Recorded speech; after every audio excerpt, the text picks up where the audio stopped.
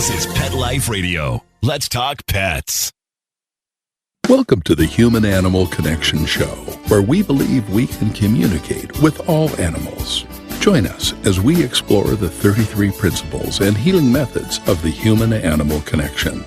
As animal lovers, we know that you share our commitment to making the world a kinder place for all creatures. Together, let's embrace the transformative healing power of the human animal connection.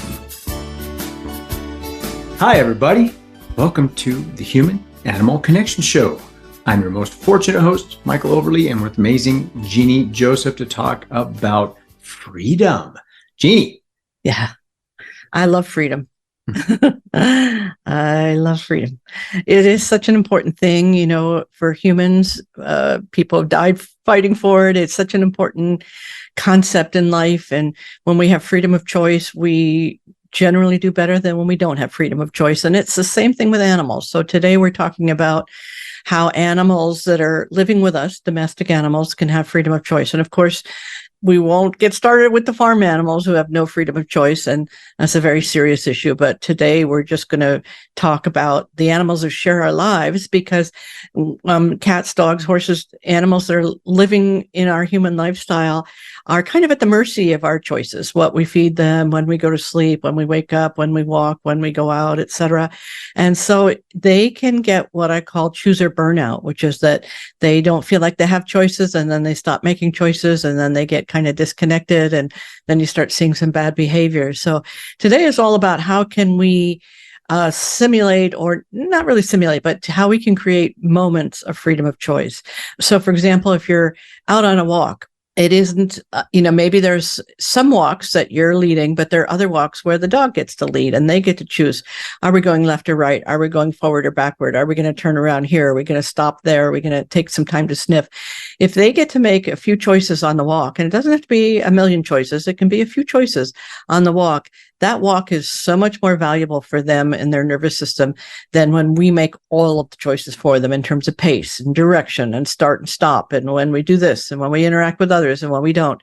So if we're paying attention to them and letting them lead at least some portion of the walk, that is really valuable.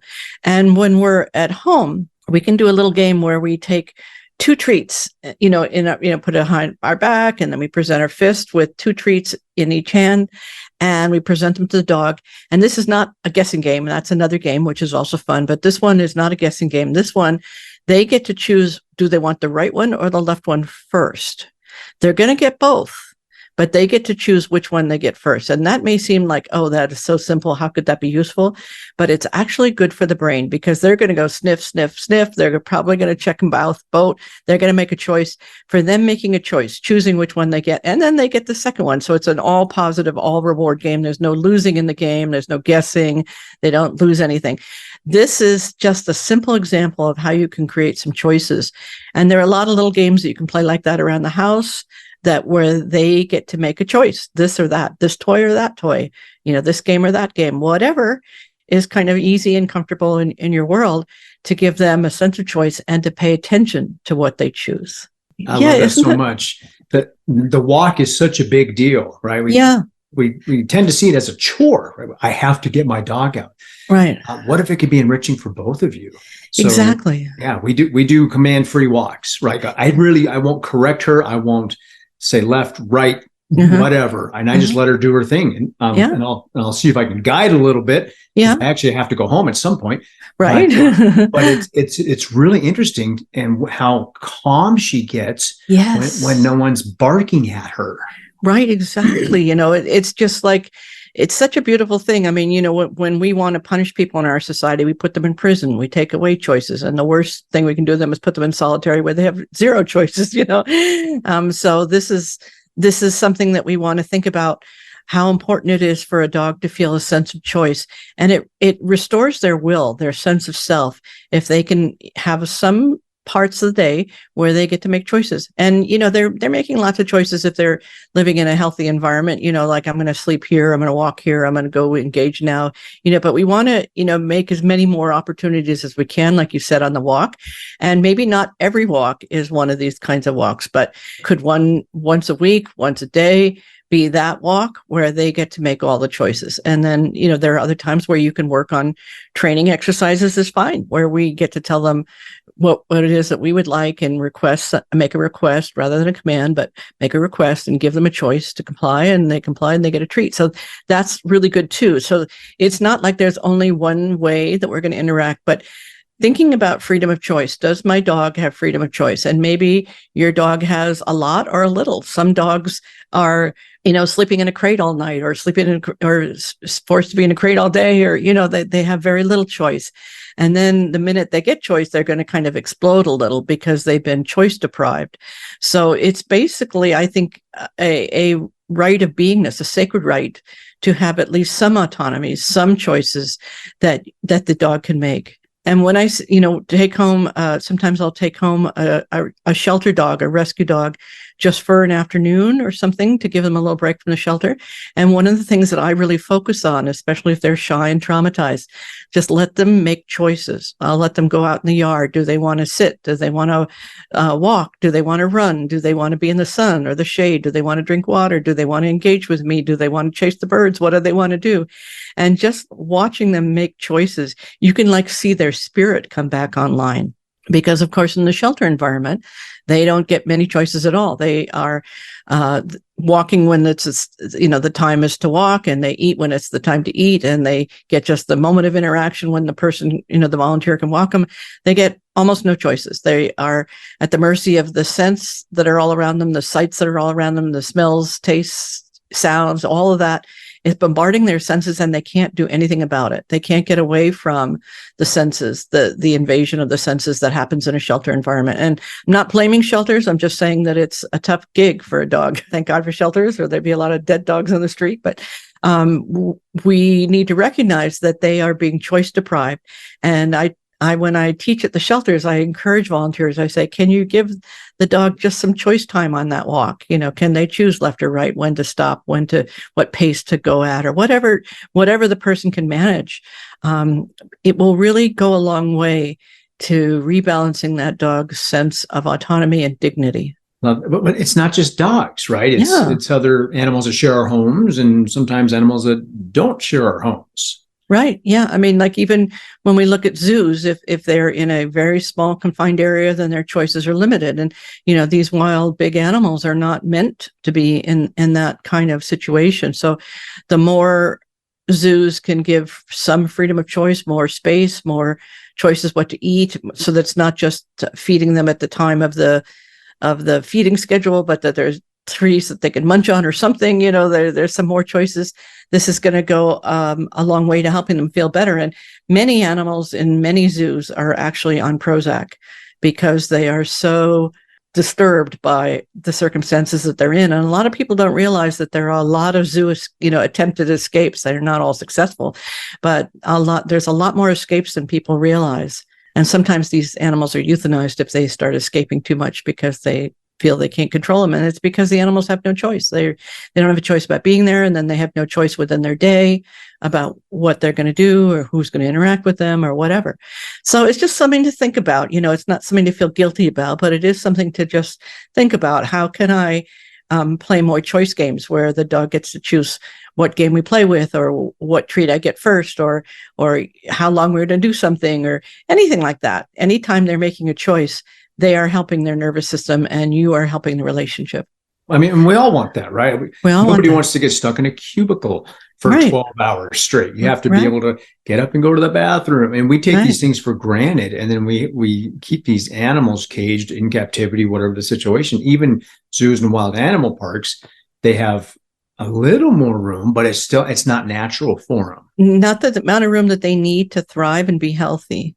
And I want to tell you about an organization called Animals Asia, and they have been rescuing moon bears because there has been a superstition for a very long time in certain Asian countries that bear bile leads to male virility in humans, and so they mine their bile. They're on a constant drip, of where they get their bile, and in order to do this, they have to be restrained 24/7. So they are in a cage where they can't move.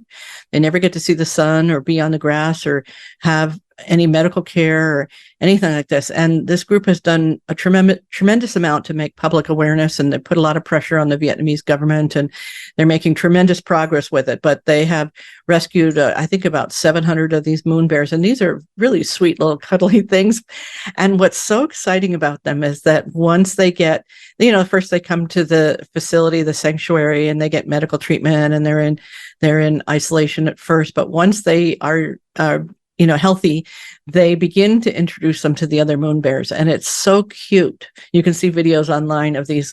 Then they call them moon bears because they have a little crescent moon around their neck. They're kind of brown or black, and they have this yellow crescent moon. They're very cute, and to see them come alive, to recognize that they have choices. They have this big yard that they play in where they can find their own food. I mean, they get fed regularly, but they also hide treats for them to find. And so they forage, and they begin to do normal behaviors, and they begin to interact with others and play in the water and splash around like little kids.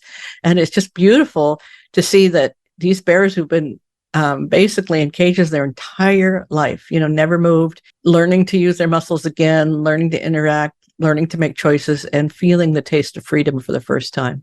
So it's a beautiful organization. If you'd like to support, it's one of the organizations I support. So it just really moves me to see animals that have spent their whole life in captivity can often come back with the right love and care and structure to a somewhat normal life, not completely normal. They still have a little bit of PTSD, but it's amazing how much being with their own kind and playing and making choices, having some choices, can help that process heal. And when we look at, people in the military, one of the challenges is that they've been in a situation where they had relatively few choices. They're told what to wear, when to eat, when to sleep, when they can bathe, all these, talking about active duty here. And then what happens is they get chooser burnout.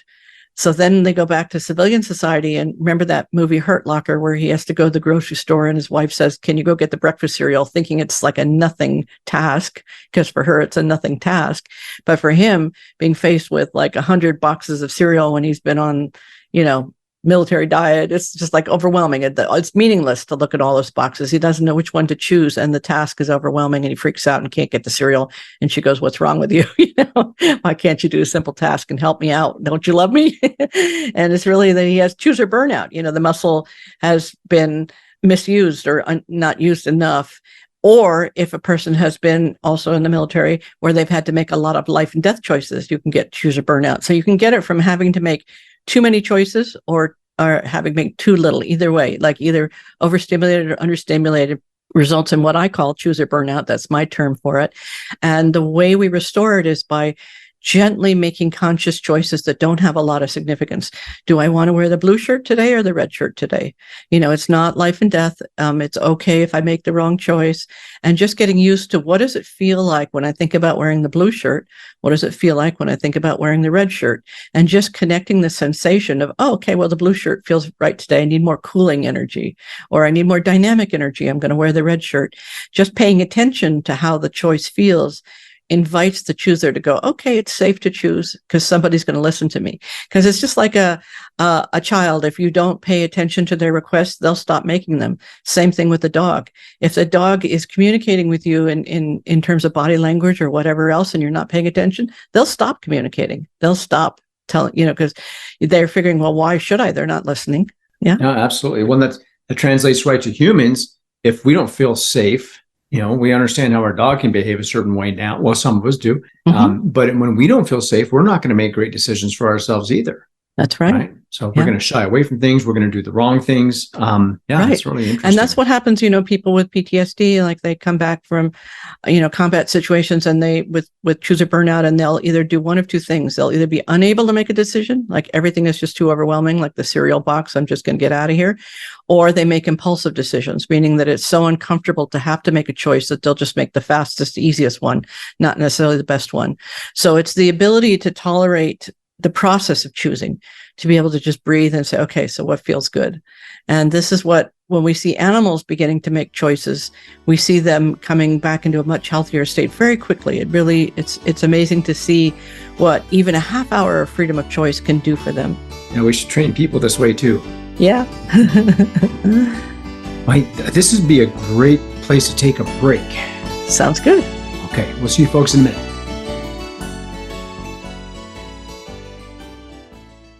Hey friends, if you like what you're hearing and want to learn more, check out Dr. Joseph's book, The Human-Animal Connection, Deepening Relationships with Animals and Ourselves.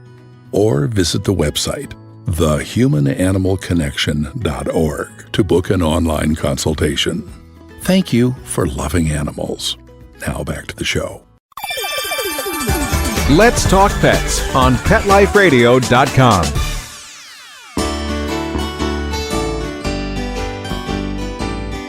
Hey folks, welcome back.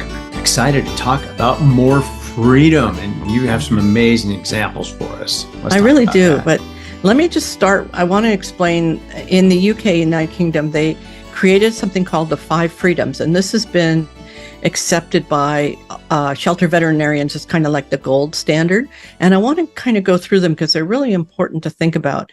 So the first is freedom from hunger and thirst. And that's why I say, like, it's real easy to say, oh, shelters are horrible places. But then we start to realize, well, there are some things they're doing really well. Okay. So in most shelters, there is freedom from hunger and thirst. They're getting fresh food every day, or some kind of food every day, at least dog food every day. I shouldn't say fresh. They're getting daily dog food, and they are getting their water. And the next one is freedom from discomfort. So that has to do with, like, let's say, being exposed to weather conditions or bullying dogs, or in Arizona, we have javelina, which are wild boar. And, so they are free from those kinds of predators that might be if they were running wild on the streets or cars and so on. Freedom from pain, injury, or disease. So hopefully most shelters have a veterinary staff and are paying attention. And freedom to express normal behavior. Now, that's one that's not going as well as it could. And we're going to talk about that in the shelter. That's one of the things that we need to get shelters to move towards, is more freedom to express normal behavior. And then freedom from fear and distress. So hopefully there's no one there that's terrifying, but often there are dogs that are kind of bullies or scary, or, if a dog comes in and they're not afraid of dogs, by the time they leave, they will be, or often are, So there's a lot of deterioration that goes on if a dog spends more than 2 weeks. Is sort of the traditional thinking, is that more than 2 weeks in a shelter, you're going to start to see deterioration. That's pretty much the accepted concept. But of course, in shelters, many dogs now are there a lot longer than 2 weeks. So, I mean, that's, it's wonderful that we're making progress with that, with not euthanizing just because they've been there 2 weeks. But the fact is, many dogs we have dogs have been in the shelter over a year. So it's a tough situation. So those are the 5 freedoms that hopefully every shelter is doing or working towards doing. And in the human-animal connection, we talk about 3 domains that we think are really important. So we look at the first realm, which is physical conditions. So that's kind of what the shelters are doing their best with the resources that they have, to make the physical conditions, at least to sustain life, not necessarily to thrive, but to sustain life. Okay, so they are doing that. The natural behaviors, that's what the volunteers do. They kind of help take the dog out, give them a little bit of love, take them for a walk, give them a treat, give them a little bit of training, some positive attention. So that's really, really important. And the third domain is what we talk about in the human-animal connection, which is being very, very important. And that's called, in the sciences, affective states, meaning AFFECTIVE. So that is what the fancy term for emotional states, how the animal is feeling. And from the point of view of the human-animal connection, when we volunteer at the shelter, of course, we're doing all the things that have to be done in terms of walking and taking good care of their physicality. But the next thing that we're concerned with is making sure that we're attending as best we can to the dog's emotional state. So if we see a dog that's understimulated, we want to help that dog get a little more engaged with life. If we see a dog that's overstimulated, we want to help them get calm. Actually, we want to help all dogs get calm, because getting calm helps balance. But we're really looking to see, does this dog need more stimulation or less stimulation, more calm or more engagement, more play? And we do our best to attend to whatever it is that we recognize the dog needs in emotional terms. Now, in a shelter environment, there's not enough staff. They don't have like an emotional person on staff. You know what I mean? They have behavior people in some cases, and they have play. In our shelter, we're very fortunate. We have a Dogs Playing for Life program, which means that the dogs get out to play with each other. So that's tremendously valuable. What the one thing that I would add, if I could wave my magic wand, would be that all shelters would have an emotion team, a team that is paying attention to what does that dog need? A love team. Do they need more cuddling? Do they need more quiet? Do they need more play? Do they need more cuddles? What is it that they need to help them be in a more balanced state? Because that is what's going to get them adopted. Because when people see a balanced dog, they can't resist. When they see a scared dog or an anxious dog or possibly slightly aggressive dog, they're going to walk the other direction as fast as you can blink. But when they see a dog that's patient and calm and looks you in the eye and wants to connect, it's very hard to walk past that cage. That's amazing. God, wouldn't it be great if we could have emotional teams associated with all these shelters, even maybe a group that could be called in as a specialty. Exactly. And people do their best. There are different groups doing different things, and some people come in and do Reiki, which is wonderful, energy healing, and that's all good. Anything that people are doing is a good thing. But a lot of people don't really understand, like we have 33 principles in the human animal connection, and they all attend to the affective states, the emotional needs of animals. And starting from recognizing that they have opinions, that they have wants and needs and desires, and to begin to attend to that as best we can. Doesn't mean that they're going to get everything that they want all the time, but as best as we can, we say, oh, this dog needs some contact and some love, or this dog needs some trust, or this dog needs some quiet. I had one dog where we had a room where we could go into do some healing work. And I would take this big old pitty who was, raised to be a fighting dog and really a ferocious, just when, one of these big tank dogs, but he was so scared, and we would go into the room and all he wanted to do was go to sleep. And it was so important to let him do that, because in the shelter environment with all the barking, they're not getting a chance to go into the deep REM sleep. They're always getting interrupted, and dogs actually will nap a lot if they don't have other things to do, which is a good thing, actually. We don't want them to nap all the time, but we definitely want them to have nap time. They need a nap they need to nap. And so this dog was so tired from shaking and from the fear that he would just go in and rest. And I would just come and let him nap for 45 minutes and take him back. And, and then he got adopted because he was just, his name was Dante at the shelter. And it just made such a difference that he could get this deeper relaxation. And then a family adopted him with kids. It was wonderful. He sleeps with them, he eats with them. It's just beautiful to see this big old scary, the face is the size of a basketball, and he's just a sweetheart. He's a total sweetheart. Well, I think most people don't even realize how they show up in their emotional states. Right. They know they're uncomfortable. They know they don't like something. They don't like something someone said, but they don't understand their own emotion. Mm-hmm. And so, this is how they're showing up, but they don't get it. Yes. So, yes. And it's the same with the dogs. They need different things at different times, and that's okay. That's right. They need different levels of stimulation or lack of stimulation at different times. And, when we work with the veterans, they don't necessarily want to talk about emotions, but if I say, let's talk about freedom of choice. Do you choose the blue shirt or the red shirt? They can deal with that. And it's like, that's a way in. And through connecting with the pleasure of choosing something, they begin to reconnect with their true senses, which are often offline. They can't feel what they really want, or you ask them, where do you want to eat? I don't know. What do you want to eat? I don't know. Yeah. Yeah. So do you want the chicken or the steak? Mm-hmm. Right. So let's just do two things. Yeah. Make it simple. Say, do you want to eat Chinese food or Italian?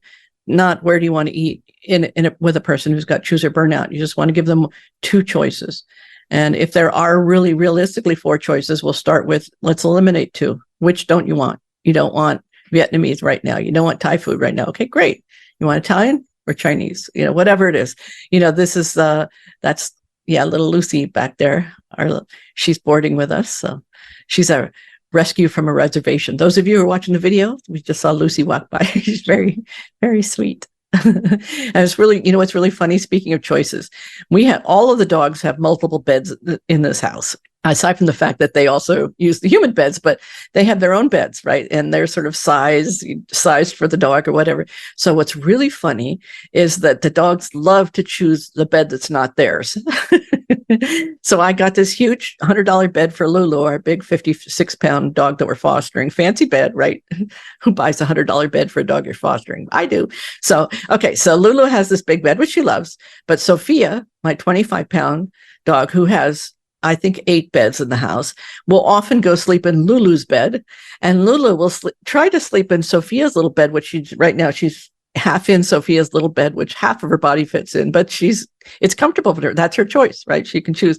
And Lucy and Sophia, who are about the same size, they're constantly trading beds. Like Lucy has this little fluffy thing from her person, brought a poofy bed, which Sophia once had and she rejected. So I never got another one. But so Lucy will go in Sophia's bed and Sophia will go in Lucy's bed. And it's just what they do. It's just fun. It would be ridiculous to try to correct that or change that. It's really fun to let them choose their beds. Yeah. Yeah. And so it's just, little things like that. The toys. Do you want to play with this toy or that toy? Just give them a choice. Let them choose, and they can have the other one. There's no right or wrong. There's no loss. Most games and human games have win or lose. So these are win-win. You can win this one or you can win that one. It's not a win-lose.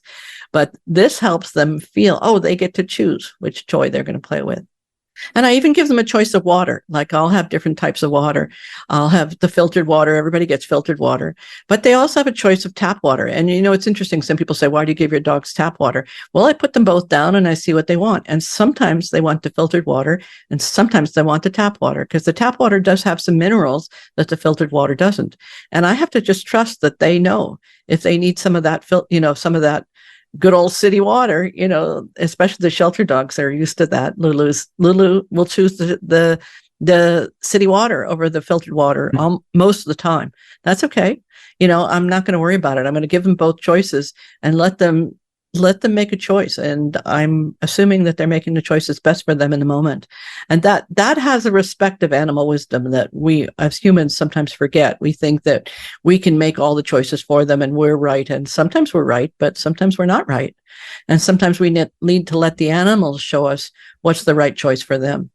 Yeah, that's a huge point. I think it makes us feel better to think that we're right. We're doing the right thing for our animal, but there's a lot of wisdom that they have that we can learn from. Yeah. I had, one client who was only giving her dog filtered water, and the dog stopped drinking water, and she called me and said, what to do? And I said, try some tap water. And she was shocked, that I would suggest that her, pedigree dog should have drink tap water. But, it was getting serious. So I told her what to do. We put some freeze-dried liver in the tap water, and that solved the whole problem. Just a couple little, so the water had a great scent, and it was so important to get the dog back to drinking water. So sometimes we have to pay attention to what the dog is saying to us, that maybe that the filtered water was the wrong pH for her. Do you know what I mean? So even though it might be quote unquote pure, and most dogs should have that most of the time, doesn't mean that that's what they should have all the time. And giving them the choice lets them choose what's right. This is fascinating because Indigo sometimes won't drink from her water bowl inside. Yes. Excuse me. But she likes to go and drink from her water bowl outside. So I say, do you need some porch water? And she stands up and I open the back door and she races out and gets a drink.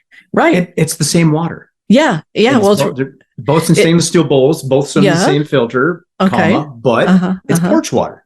Right. Well, it had some sun, maybe, or some other weather or other scents, or, who knows what it's getting from being outside, porch water. So it's the same thing with cats. You put water down with their food and they're not interested, but you put a little bowl of water by your nightstand and they're going to drink that, so it could be the same water.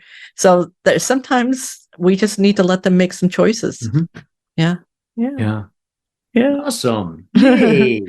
Yeah. And so I think in our next episode, we're going to, I'm not positive what's our next episode, so never mind. I won't say what the next one is. Well, no. So the next one is the soul of an animal. Yeah, well, I think because we're out of order, that might not be our next one, but I know that's coming up soon. So anyway, We'd love to have you on our next episode, whatever it is. I know it's going to be good.